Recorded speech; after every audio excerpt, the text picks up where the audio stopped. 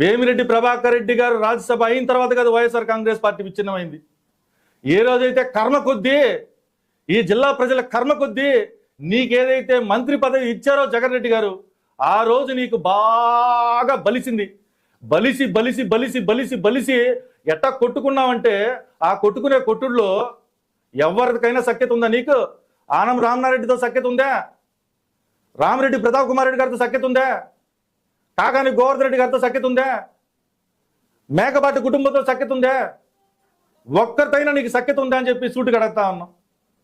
నువ్వు మంత్రి అయినప్పటి నుంచి నీ అహంకారంతో నీ డబ్బులు ఎలా దండుకోవాలా, ఈ జిల్లాలో ఇసుక కానించి, క్వాడ్జీ కానించి, లాస్ట్కి ఇనుపు సామాన్లు బ్రిటిష్ వాళ్ళు కట్టినటువంటి మైపాడు గేట్ కాడ, పాత చెక్ పోస్ట్ కాడ ఉండేటటువంటి ఆ రేకులను కూడా అమ్ముకున్నాడు నువ్వు.